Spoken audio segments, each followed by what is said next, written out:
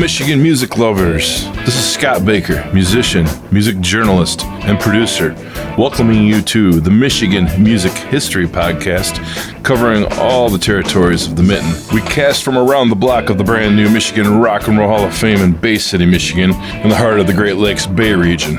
And I'm joined by Michigan music royalty, sitting to the left and right, Dr. J. Gary Johnson of the Michigan Rock and Roll Hall of Fame and MichiganRockandRollLegends.com website, and Sir Fred Reif, Michigan music author, publisher, manager, and musician. Together they have taught, lectured, traveled, hosted, and have been quoted worldwide on all things Michigan music.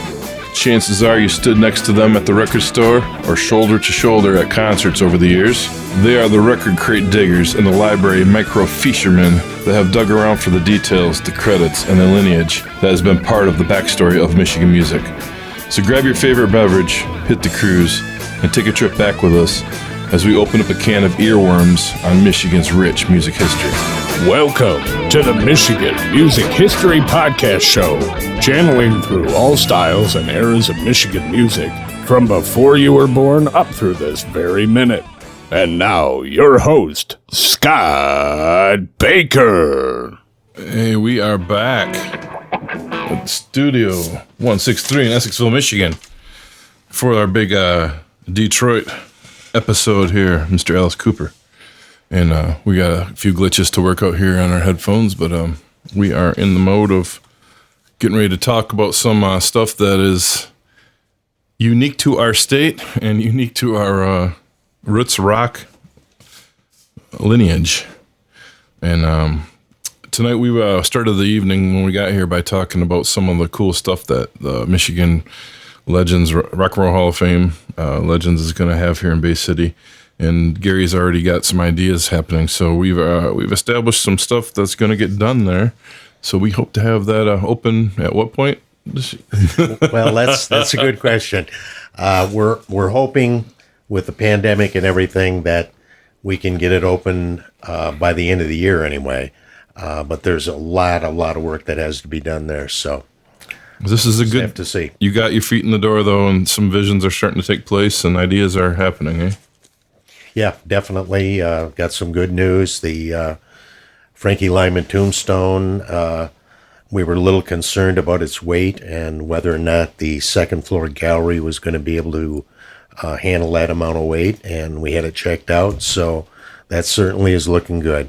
We've had a wonderful sunny last few days here in Michigan, and or at least our mid-Michigan area, and people are starting to crawl out of their holes a little bit, masked up, and taking it step by step here, and the COVID shots are coming around, so I think people are slowly going to make their way outward, and maybe by the end of the year we can get some concerts back going again. That seems to be the hope anyway. Yeah, this summer especially. Yeah, you had the brand new Friendship Shell in Bay City, ready to rock. We just need to get a handle on this pandemic and hopefully get most of the people vaccinated. I was happy to get my second shot last week. I got mine too. My wife is going to get her second shot on Monday. And so, hopefully it's going to work down to some younger folks soon. I got something I believe is lined up for the middle of March here. So we will see how that rolls. At least step one in the right direction. As for bookings, I'm hearing things slowly through the grapevine on my end as a musician out playing right now, and there are some steps being taken to possibly get us out by the end of March at certain places. But my summer concert dates have not rolled in, and they're usually here by end of February, middle of March. So I'm kind of thinking, even by April, I'd be happy to get those, and I'm sure it could happen. I mean, I did do some last year, even through all this, so hopefully, locally, we can get everybody back in the seats in the venues around the state. And I see Texas opened up completely all the way around, unmasked and all that, eh? Yeah, that's a little scary. That's what I was thinking. They're really stretching out for the rest of us here to let us know what's going to really go down. But a lot of faith in those shots going out there. We'll see, though. I was listening to some of this Alice Cooper interviews covering for this album we're going to talk about today, and he's hoping to be back out by the fall himself. So, if that's their projection, then pretty cool. I mean, there's a lot of stuff getting canceled from the fall right now as we speak too. So he just said it. There was a Michigan, that Midland one. I sent you guys a link to that record store in Midland. He did a little talk with him, and Alice says he hoped to be back out in the fall there. But in the meantime, we got Alice Cooper, Detroit Stories. It came out last Friday, which by the time this interview, our podcast hits, it'll be probably 3 weeks or so or more into the tank. But what a conglomeration of Detroit. Is pure Alice and his thoughts of growing up here in town. He spent his first 10 years here before he moved away. And he got his producer, Bob Ezrin, who's been doing his last few records as well as many of his popular, huge albums, including the ones with Dick Wagner, like Welcome to My Nightmare and Goes to Hell. He got him back on board here to say, hey, let's go to Detroit. Apparently, Ezrin suggested using all Detroit musicians, Detroit everything. I mean, going for songs. Right off the bat, the album kicks off with Rock and Roll, Velvet Underground Lou Reed song, which is pretty well known in this state by Mitch Ryder. And featuring Steve Hunter and Joe Bonamassa on lead guitars. It's a in-your-face rock and roll song. We actually got to preview the record before this came out. And any thoughts on the opening track, guys? Well, I thought the album just kicked off just the way you'd want it to. To me, that's the highlight of the album right there, the first song. They're just terrific. Every bit as good as the version by Detroit with Mitch Ryder, which Steve Hunter played on. Yeah. As did Johnny B, right? Yeah. Did the drumming on that? Yeah. So, yeah, that was a great song. Yeah. Did you have any thoughts on that opening track there, Fred? No, I liked it, but yeah, it's not your cup of tea. It's not your bowl of chips, Right. but it felt all right for you. oh yeah, I thought it was a hell of an entrance, right. coming right through the speakers. It's definitely an update of the Mitch Ryder version as opposed to the Velvet Underground version. But I want to say that Johnny B on bass, or on drums, and Paul Randolph out of Detroit. He's like an R&B jazz bass player. He could do anything. Paul's incredible talent. He was on bass. Steve Hunter, Joe Bonamassa, Detroit's Garrett Beliniak, Bob Ezrin and James Shelton on organ, and Wayne Kramer, Johnny B, Paul Randolph, Bob Ezrin, Cooper, Cheryl Cooper, his daughter, that's his wife, his daughter Calico, and all of them on background vocals. And that was just a welcome homecoming song, a welcome back, and definitely a great way to turn up the music again. It's definitely something different for Alice, and he's done a lot of different stuff, but this is definitely a theme that fits real well in his catalog. And then we head over to this track 2 was Go Man Go. That's totally Detroit energy, raw rock song. Now, he co-wrote that with Wayne Kramer, is that correct? Wayne Kramer, Tommy Hendrickson, and Bob Ezrin. Yep, Hendrickson is his one of his guitar players in his current live band. Hendrickson's all over putting this together as well as Ezrin. They're quite the producers. Yep, and this one's got Garrick Blaniak on guitar, Wayne Kramer, Mark Farner, and Tommy Hendrickson on guitar. So it's fully loaded. Yeah, definitely. Definitely. I think the first 2 tracks, even though we've got all these guests and a lot of great Michiganders, Johnny B's drums right off the bat, they just take you back.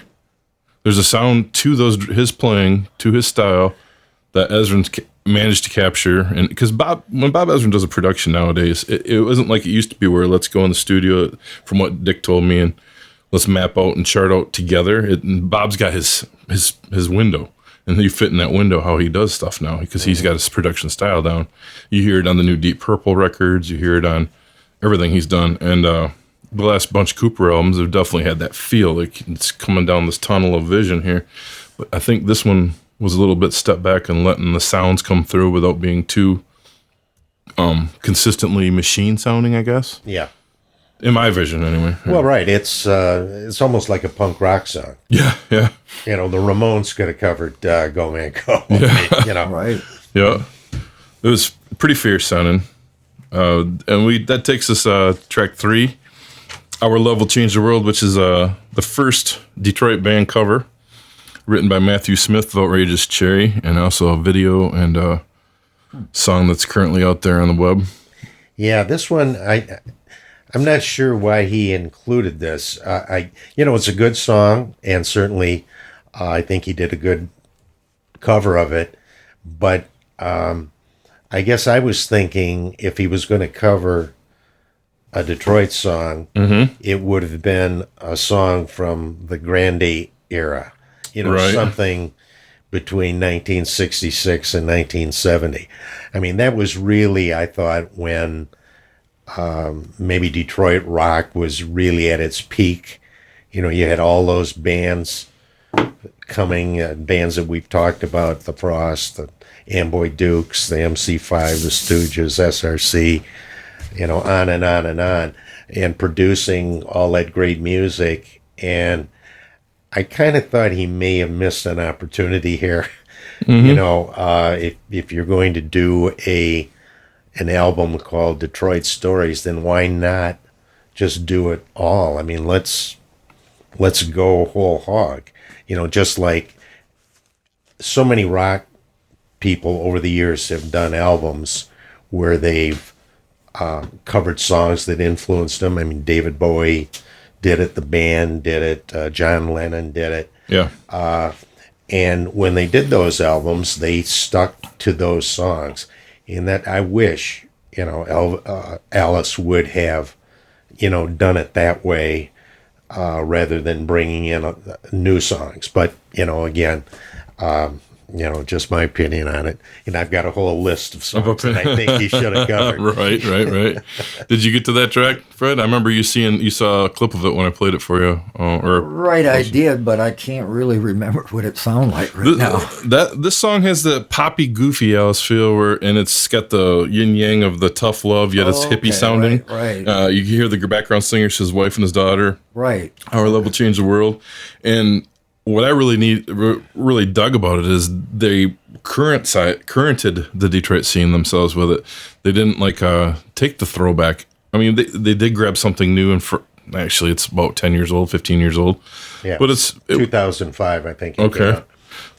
To me, that's like just keeping the energy there, and yet it had that witty Alice, I don't know, his merry-go-round style where he gets the goofiness going, where you could see him on stage, doing the happy, sad thing, and lyrically, it's a perfect fit for Alice's style. And if you look back to his 80s output, the really different era, that was something that he really grasped on then. And this song felt to me like it could fall in any era of Alice, even though the majority of this record has that Alice Cooper band feel, I thought.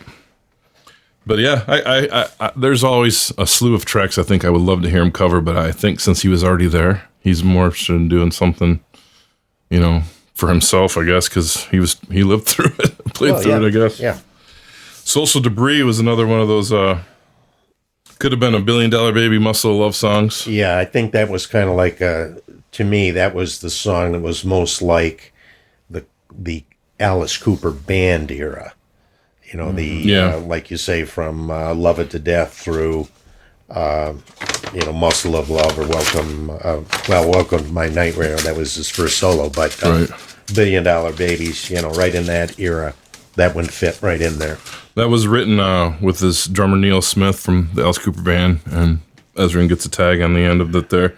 A couple different players on the record. Hendrickson steps up to it too, and then a guitar player named Stephen Crane. I'm not familiar with him, but you got also Mike Bruce from the original band, and the awesome Dennis Dunaway bass lines, which I think there's a style when the original Alice Cooper Band plays, and it's not just guitars and drums and balls out Alice. That's the bass. There was nobody that played like Dunaway, and I think that came alive on this track here, which is pretty cool. That's why it sounds so much like the original Alice Cooper Band. It was basically that band playing it. Yep. Yeah, that was. They did some great albums in the early '70s. Oh man, yeah, I thought that would totally be a great fit on any of those old records. It brought the sound up to date and it still sounds solid. Then you go into the $1,000 High Heel Shoes, a Wayne Kramer song with Cooper and Ezrin. This is an interesting track. Yeah, a little bit of a funk kind of influence to that one. Motown horns on it? Yeah, that's definitely interest of Wayne Kramer, so that's coming through on that guy. You know, they got the Sister Sledge on background vocals. Oh. I haven't heard them in years. That was pretty fantastic to read here in the liner notes. As I was peeling the liner notes today, I'm like, Sister Sledge. Yeah. And all three, it's Deborah Sledge, Camille Sledge, Tanya Thillett. No, I don't know if they're all the original Sister Sledge, but that's what they called them. So that's cool. Yeah, I didn't have benefit of the liner notes. That's interesting. Always fun to hear who's playing and singing and doing what on every cut. It's definitely Johnny B and Paul Randolph again on your rhythm section. But the Motor City horns, they're pretty cool. They've done everything from Seeger to they're all over the map down in Detroit. And those guys Keith Kaminsky is one of them. Yes. I've actually interviewed him before. Yeah. Oh. Yep. Really cool cats. So glad they got on the bill with them. Paul Randolph really stuck out on this song too. The bass lines are just something else, man. Going into Hail Mary, the first of two Detroit dirty religious kind of, crossing the line. That's right. Going to offend all the Catholics. There we go. Tommy Hendrickson wrote that with Cooper and Ezrin. And that one's that's got the guitars of Boliniak, Kramer, Farner, and Hendrickson. That's all out there, modern day. One of those typical, but not typical L songs, but totally fitting the Detroit groove that he aimed for this record. I thought my notes here say the guitar players were really what stuck out in that track. Alice definitely had a real cool, his swaggering way about the religious there. The thing I thought was it mirrored. I don't know if you guys got to listen to this track, but it's kind of Bob Seger's Main Street, even though that was a slow song down on Main Street. It's got the whole thing, but kind of in reverse, power rocking and watching the Catholic girl being who he's watching. Oh, I kind of thought that was a reverse of Main Street, which I thought that's interesting. That's an interesting take. I didn't pick that up.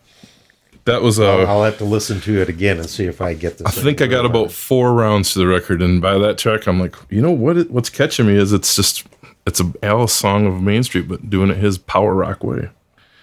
And this whole record came. There was a preview EP that came out 2 years before, a year and a half before, called Breadcrumbs, and it's a limited edition thing, and I have it on vinyl. And Detroit City, I think, was on that.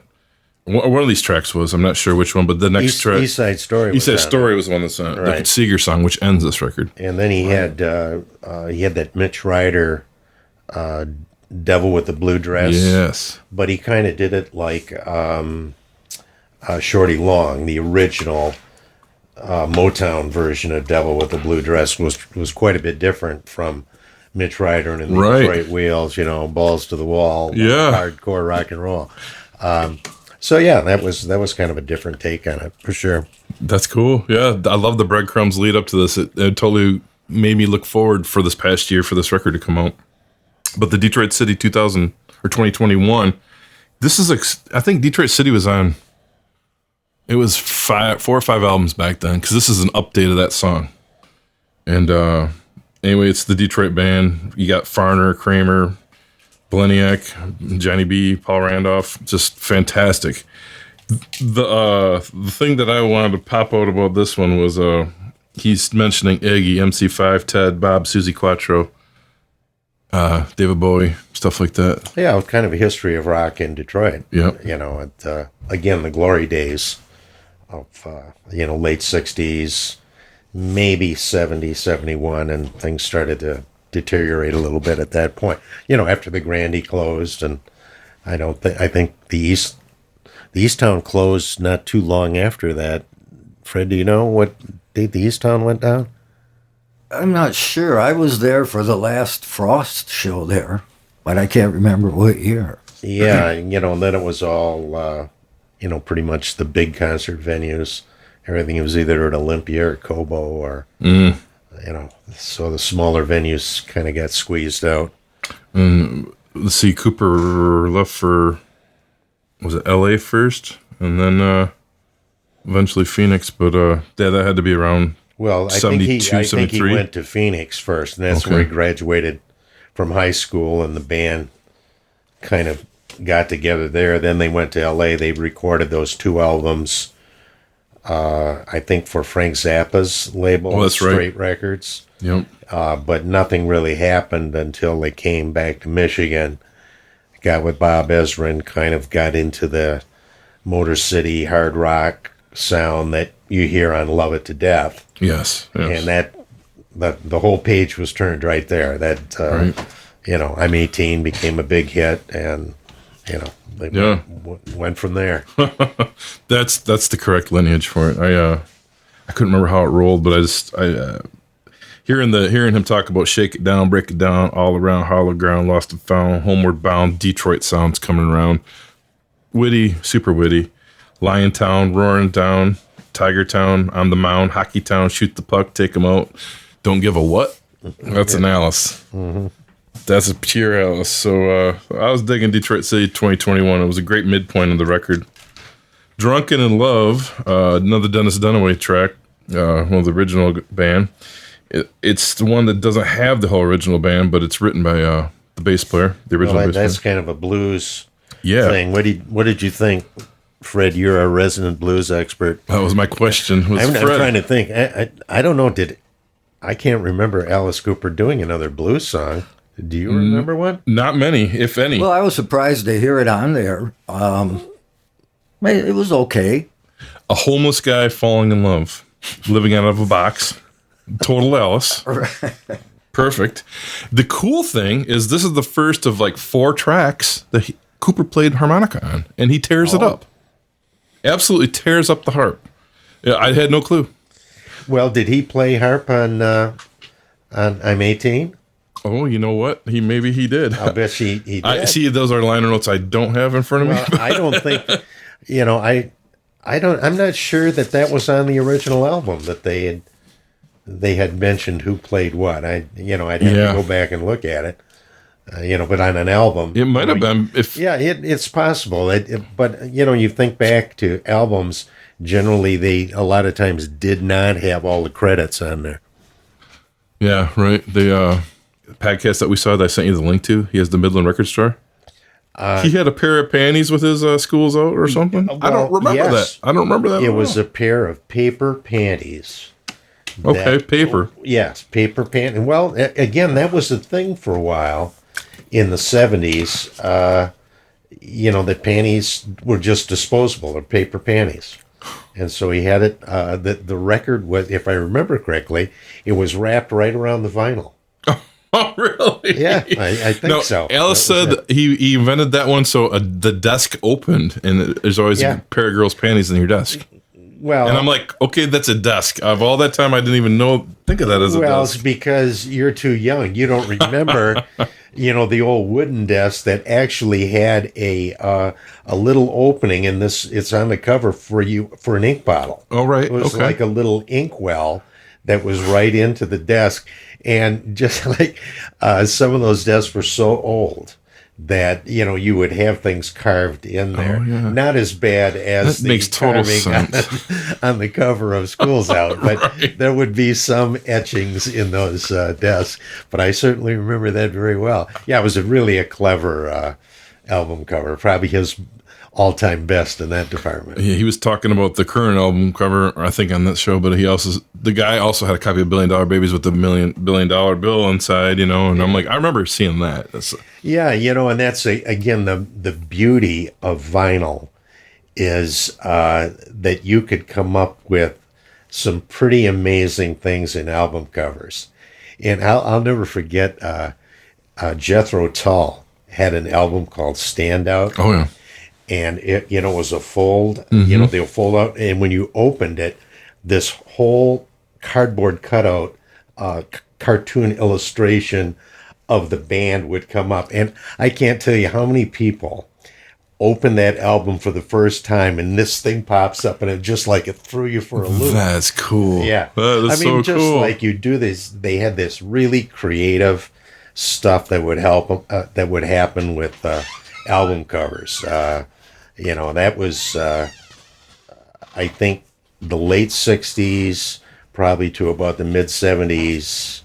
Oh, well, I don't know. Maybe all the way through the 80s. He had a lot of creativity in the album covers. And that's something that was really lost. Yes. When the vinyl album went out and CDs came in, now he had a much smaller cover.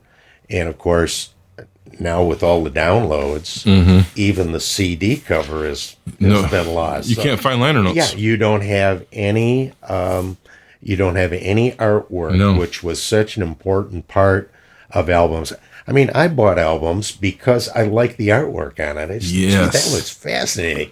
I'll take a chance on this, And sometimes you really found a good one. Other times, the artwork was the highlight. Yeah. That's what the Cooper was pointing out. He says Warner's came to him with, well, here's our idea for your album cover. And Al says, we were two guys in the band are art majors. Like, we'd show them, this is our idea. They're like, Al said, those guys went, oh, yeah, you're right. You guys need to do this, not us. Yeah. I'm like, what a cool era to be on Warner's back then and any of those labels where they were like, let the band do their thing because they know how to promote themselves. You had the band really had some input on how they wanted to be presented. That's a nice thing, definitely. He said for this record, it's got the what buildings did he mention? The started with a P, Patethobra building or something. I can't remember. He said they've been there since he was younger, and that's the Art Deco building. Is it? Do you know that? I'm not pronouncing the name right. What is it? It's got a T at the end. It starts with a P. I can't think of it. Right. Okay. And there's an S and a C in it. And the Cooper eyes are kind of doing the Batman thing, where he's overlooking the town, which that fits. That fits. Back to the record here. We're Independence Day of track 9. That's definitely a interesting song. Kramer and Cooper wrote this one with Ezrin, and this one's kind of the band that he initially just saw was Johnny B and Paul Randolph, Wayne Kramer, Garrick Belanek, Tommy Hendrickson, and this is a storyline rocker with a throwback feel. Definitely has a feel of early Alice stuff, but it's got a real funny story into it. That comedy. Humor that he's, and this is totally another, to me, a rhythm thing. Randolph and Johnny B just, and with Alice on harmonica again, it was like, wow, another great harp performance. These are coming out of nowhere, and from the interviews I was reading in the little bio things, him throwing a little Motown into this Detroit thing, he said he couldn't have done it, and a lot of it had to do with Paul Randolph on bass.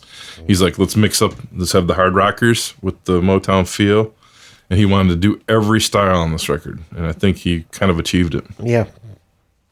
You guys got any thoughts on that song, or nothing? No, not really. How about "I Hate You"? Well, I thought it was a great rocker. I thought the lyrics were a little on the weak side, but Did you see what the song was about, or did you go into it at all? This is the original Alice Cooper band yelling at each other. Oh, okay. It starts out with Neil yelling at Dennis, "I hate you your stupid bass." And it's what it was about. They did a song with the original band. This is the most of all of the cuts on here that are from the band. This one's like just the band. Then Mike yells at Neil, "I hate you and your spinning sticks," talking about the drummer.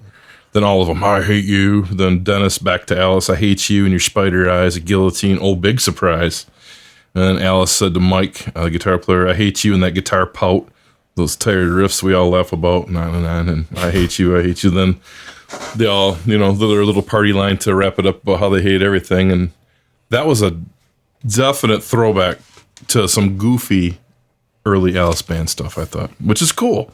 Something different. And it had that Detroit rock.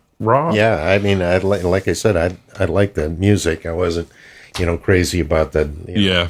They were definitely not like written to be one of your Billboard top 100 songs, but it's more of a fun thing than anything. And having the whole band sing on it, that was really unique. I don't know if they've ever done that on a record. Definitely another "Love It to Death" or "Muscle of Love" type track. "Wonderful World," or is it "Wonderful World"? Yeah. Yep. Track 11. That was the first one on the record that had a little bit of Nightmare sound. Yeah, that one sounded like Alice in his theatrical period. He's doing the whispery, doing the scary haunt thing. That had the more of a Wagner vibe to it, I suppose. And it kind of an Iggy vocal. Too. Yeah, totally. It was kind of cool too because they mixed Johnny B's drums with a drum machine for some of it, which totally updated it, but still put it in its own genre. Kind of a cool track. Definitely something different. Sister Anne, the other the other religious Detroit song, MC5 song, Yes, indeed. Right. written by Fred Sonic Smith. You got any background on Fred's Sister Ann song there? Not really. No? Well, that was on the High Time High Time? Okay. album, which really is my favorite MC5 record. That was the third one, right? Yes, the third and last, unfortunately. That was the most cohesive, I thought, of all their records. Well, I think Fred Smith really stepped up as, you could see his talent as not only a guitarist, but as a songwriter. So, yeah, I like that one a lot. I still like the MC5's version better, but that was a good choice to cover, definitely. And that one had just guitars from Kramer, Beleniak, and Mark Farner. So that was those three thrown down. Background vocals was Kramer, Randolph, and Farner. And Alice on harmonica again. Yeah. Just pretty cool, something different. This album's definitely sticking out in the Alice catalog. So it's, of all those years, that's one thing I miss. I miss this on all rock and roll, on all of it, or any kind of genre that is nothing but throwback on the radio, because there's nobody out there saying, listen to the new one. There's nobody out there promoting, this is the new songs. This is still going on. This rock and roll book is still being written, and there's no regular airplay for any of this or outlets, minus us podcasts or him YouTubing or touring behind it just to promote it, because you can't get that anymore. No. But Sister Ann, one heck of a pick. That was a good one. Hanging On by a Thread, Don't Give Up. This was the suicide awareness song. Did you guys get to the end of that song? No. Yeah, I thought, I guess when I was listening to it, I thought it was more of the pandemic message, but... He said that he twisted it to pandemic too, yes. Okay, yeah. But at the end, he did the whole suicide awareness hotline, which that's kind of an Alice thing to do. Yeah. I get that. Matthew Smith from Outrageous Cherry actually makes his only appearance, except for that song that they covered of his, Our Love Will Change the World. He's on. I noticed he made it for background vocals on this track, so that's cool. They got him in the studio and got something. There's this one's definitely a meaningful song, but at the same time, total Alice. Getting everybody involved. Then we're up to Shut Up and Rock, track 14, because this is a real cool rocker. Another one thing about this one is it was short and interesting, and I didn't know this till I read the liner notes. But U2's Larry Mullen Jr. played drums on this one. Really? Yeah. Okay, kind of a supposedly a song to not be political, but it's really a political song. That's how I felt about it. Yeah. Yeah, because I don't know. Here, I'm I've heard quotes from Alice on this. You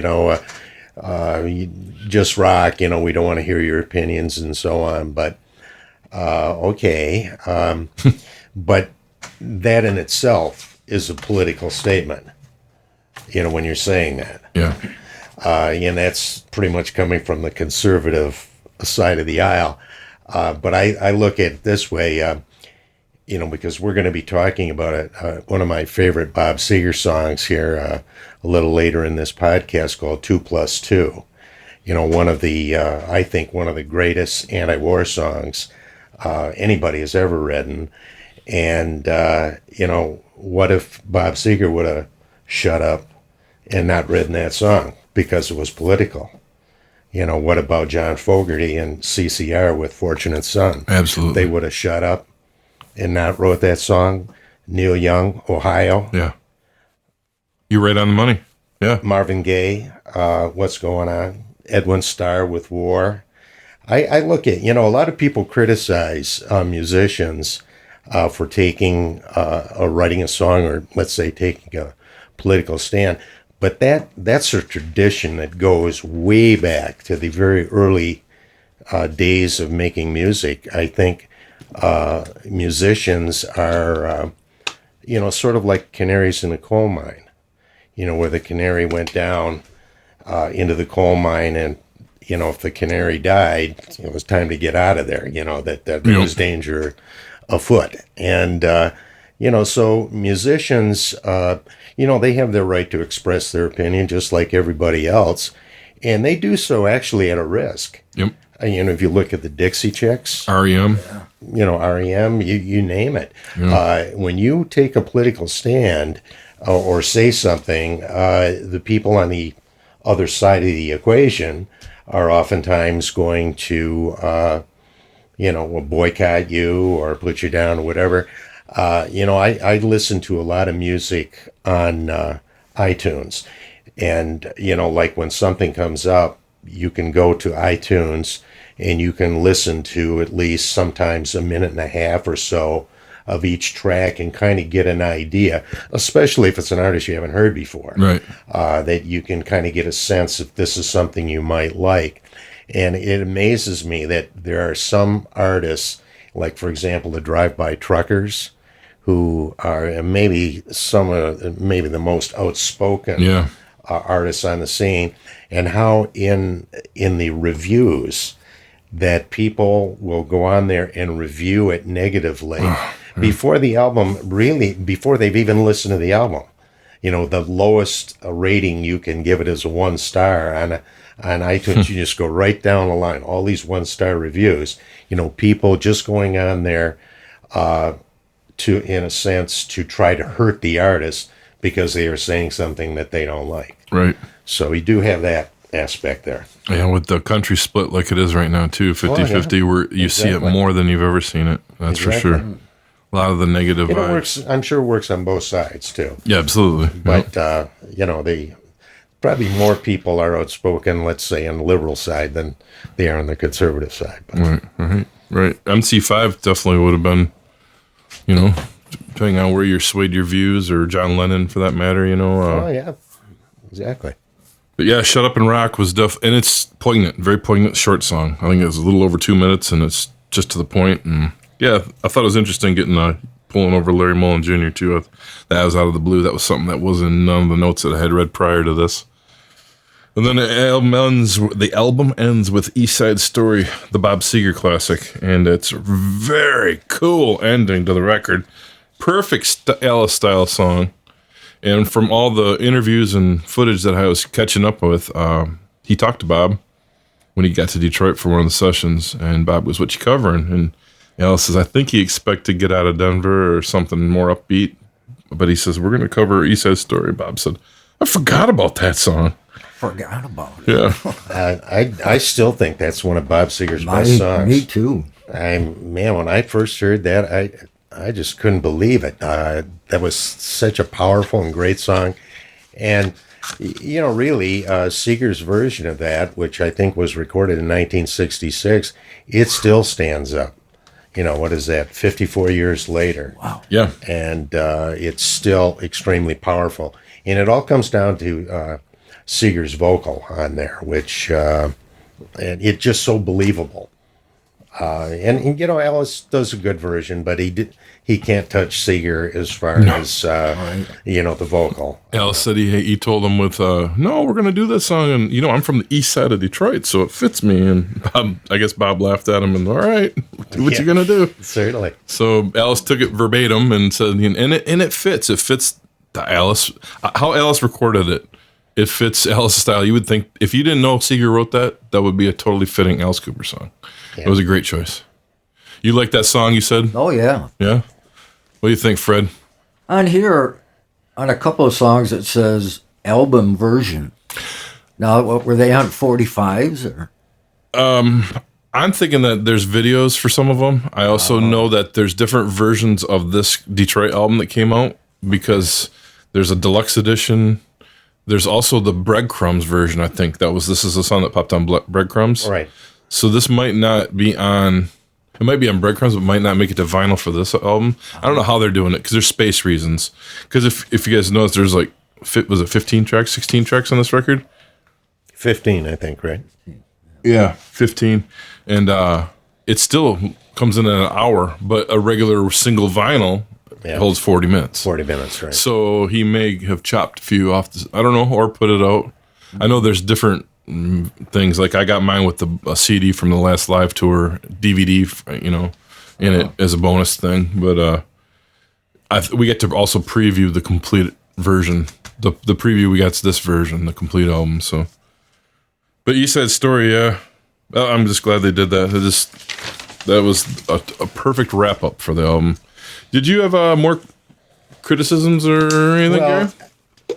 If I would have had my druthers, and maybe no one will agree with me, but I think he had an opportunity here to really tell, let's say, a more historical Detroit story by going back and, he's got all these great Detroit players playing with him, plus his own guys from the Alice Cooper band, but to, instead of including new songs, which you could have taken all these new songs and basically put them on a new Alice Cooper album, but to take the opportunity to just go in and delve into some classic Detroit rock and roll songs from this era, just redone by Alice Cooper.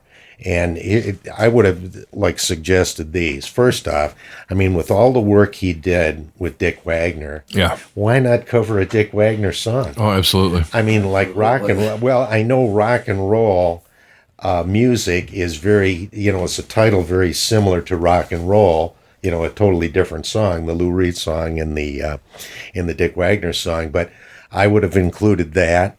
I would have included a version of the Amboy Dukes, Journey to the Center of Your Mind. I would have included an SRC song, Up All Night, which is right in Alice's wheelhouse. The Rationals, Guitar Army. The Stooges, I Want to Be Your Dog, which again, perfect fit right Alice song to the Alice Cooper. Yeah. And then, for a little bit of Motown, how about the Underdogs version of Love's Gone Bad, which was originally a Motown song. Mitch Ryder, Jenny Take a Ride, Grand Funk Railroad, Time Machine, their first song that made any impact. Yeah. Third Power, Persecution, another great Detroit rock song, and even Frigid Pink's version of House of the Rising Sun.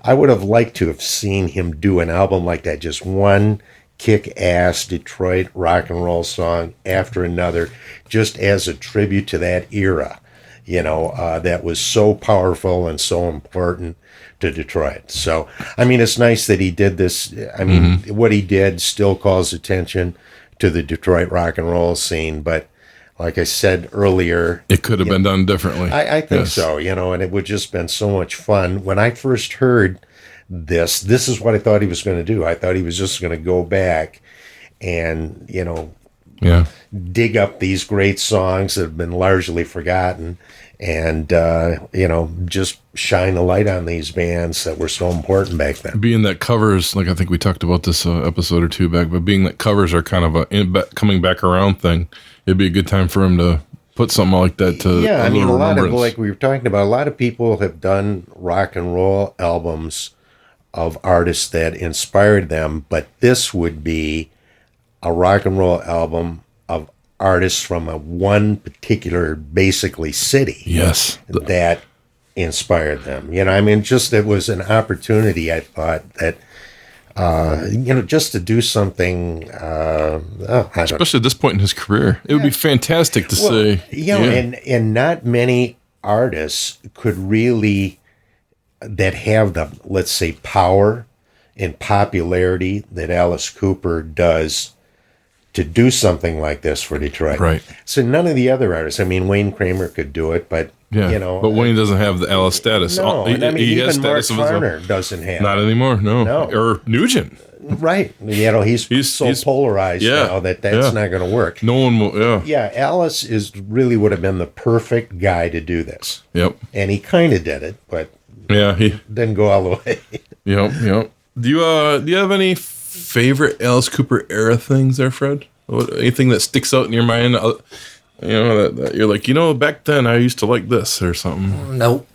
Never been. You've been more blues and world music, right? Yes. Okay. But I did go to, I can't remember which album. It was a platinum album party at the Rooster Tail in Detroit. I wanted to hear that story again tonight, yeah. And we went down for it. And it was a great time. Dick Wagner was there, and Flo and Eddie I think they played with him, or I'm not sure why they were there. They were the friendliest people there. They were the only one that talked to us. Did you say this was the early 70s? The early 70s? 72, Yeah. 73. So it was before Dick joined the band. While he was doing the Lou Reed thing, just before he did Lou Reed. Because he was doing Ursa Major in 72, so. Oh, yeah, that's right. But that's my only Alice Cooper. I imagine Bob Ezrin probably would have been there, possibly too, being that I'm sure he was. He was doing his Steve Hunter Wagner thing His back snake was there. He had it wrapped around his neck at the next table over. It was kind of weird. Interesting. Did you get to meet Alice that night at all? No. No? So that's about the extent of your Alice times, eh? Right. Well, we were at the Record Hut downtown Saginaw, John Gilmore and I, and we got free passes to go to it. So. Was that your record store, or were you a worker there? No, I was just working there. It was before I opened up mine. Okay. And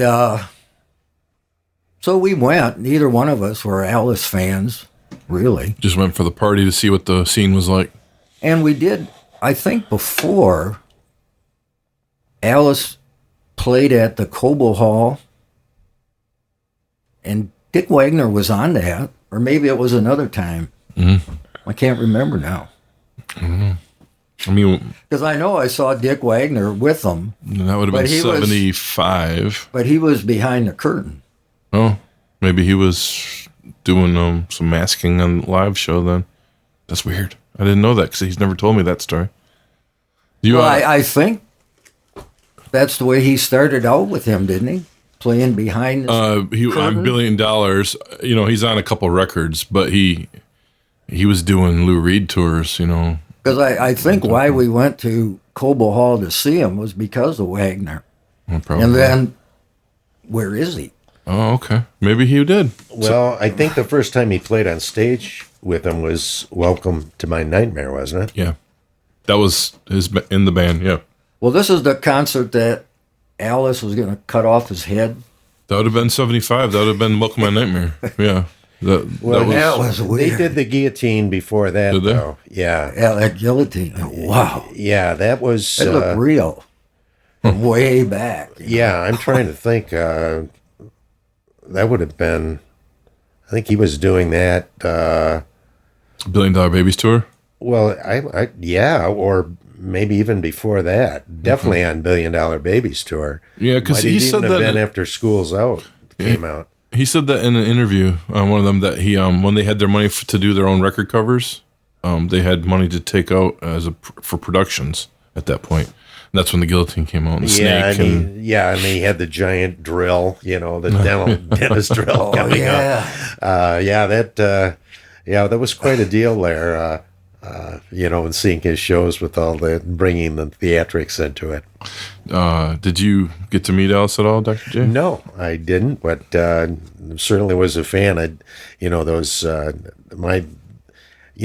had Easy Action, the second album, but I wasn't really crazy about it. There were maybe like one or two songs that I liked, but the album that really got me into Alice Cooper was Love It to Death. Oh yeah. I'm 18, Be My Lover, and that is a great rock and roll song. Yeah. We have in the Michigan Rock and Roll Legends Hall of Fame, we also honor songs, call them legendary Michigan songs. So far, we have 145 songs that have been enshrined as legendary Michigan songs, including quite a few by Alice Cooper. Be My Lover is one. I'm 18 that was the first one that was voted in. Fantastic. School's songs. Out, of course. Under My Wheels. No More Mr. Nice Guy. Another great song from $1 Billion Babies. So yeah. About a year ago, I sold School's Out. Is that the one that had the panty? Yes. Well, did it still have the panty in it? Yes, it did. Oh, wow. It was rusty, but I got it was a used panty. But someone paid me like $200 or something for it. Them are hard to find. God, you eBayed it? eBay at that time, yeah. Wow. I didn't. that panty. just Sir looked- Fred. Ooh. Well, I mean, you had to take the panty off in order to play the record, right? It was right.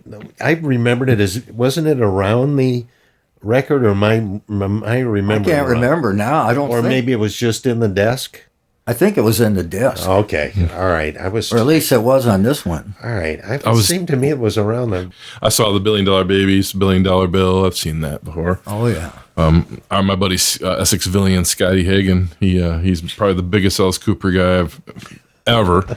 I grew up with him. He graduated a year ahead of me here in town, and he's down in Detroit. And Scotty's like part of Alice Cooper fan lore nowadays, but he had a lot of that, or would always point that cool stuff out. But that's one thing I don't remember is the School's Out panty. So, and until I saw that on the video, and I'm like, whoa. Yeah, that was really funny when you open up that album and that was in there. I mean, geez, what a.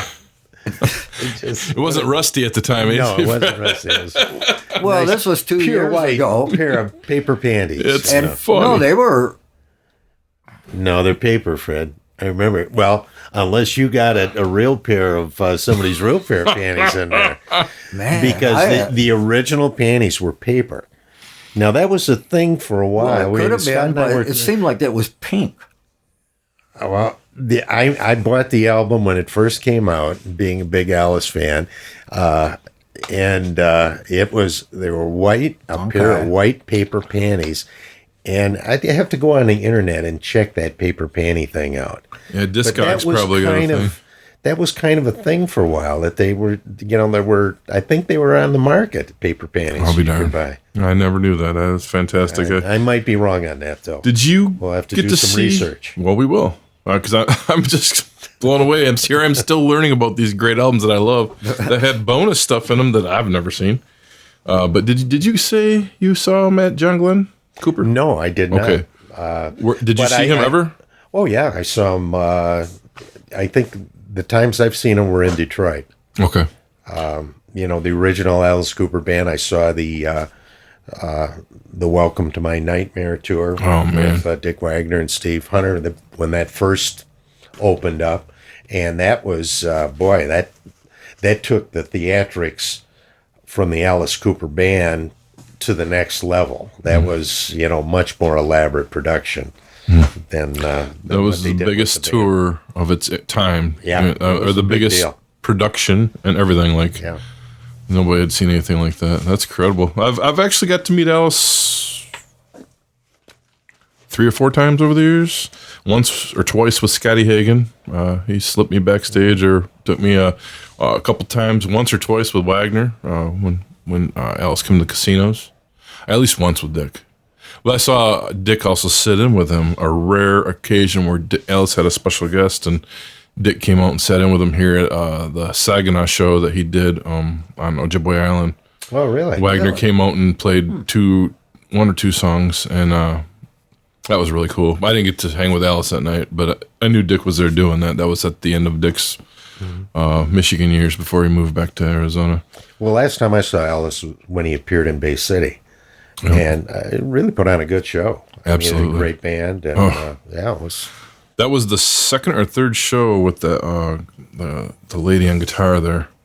I can't think of her name, but she's fantastic. Yeah. And that was like her 2nd or 3rd show. She was hanging out. Who's Alice's manager? The one they did a movie. Mike Myers did a movie on him. Shep Gordon. Shep Gordon. Shep was there. I ran into Shep, and Really? he was autographing because he was just done Letterman the week before for that movie. And I'm like, Shep Gordon's here, and he's like, oh, hey, he was happy to meet people. It was cool. I was like, yeah, I want an autograph, man. I took a picture with him. And then Anita Strauss, that's her name. Nita was walking around, and Ryan Roxy. I didn't hang with Alice that night, but I had the credentials. But that was a great show in Bay City. They're terrific. Well, moving on. That's the Alice Cooper stories we have. The Detroit Stories is in stores now. You can get it anywhere, everywhere. And there you have it, our wrap-up of the Detroit Stories new album from Alice Cooper, our coverage of the new album that has just recently hit number 1 on the Billboard charts. And I'd like to thank Dr. J and Sir Fred for their backstories and their hospitality for coverage on this new one for our Michigan Music History podcast. And the MMHP and the 989 will return soon with our special guest, Gary Asel, discussing some of the great venues back in the day and the concert halls and clubs and dances that used to be from around the mid-Michigan area all the way through the state. And we will also have a reggae episode coming up with Mr. David Asher from formerly of The Processed. He is now currently in the DAB David Asher Band, and he has a brand new album out, and he's going to discuss the state of reggae and Michigan reggae roots, as well as some great backstories with some of your reggae favorites. We'd like to thank you for tuning in. We'll be back here with another podcast episode in 2 weeks. And thanks to Alan Garcia in Studio 163 in Essexville, Michigan. And don't forget to tune in to our Facebook page. Check out Sir Fred and Dr. J's album picks of the week every weekend, as well as giving us some feedback and stories and sharing your photos and concert experiences and all the updates and info that you want us to use in our podcast. We appreciate you listeners. Don't forget also, we also have a YouTube to tune into, so go out there and punch those links. We'll talk to y'all soon. Thank you for tuning in. Additionally, Dr. J can be reached at MichiganRock'n'RollLegends.com. Sir Fred can be hit up at FredRife.com. And Scott through ScottBakerMusic.com. You can also search Michigan Music History Podcast on Facebook and YouTube. You've been listening to the MMHP in the 989. From all of us at the podcast, we want to thank you for tuning in.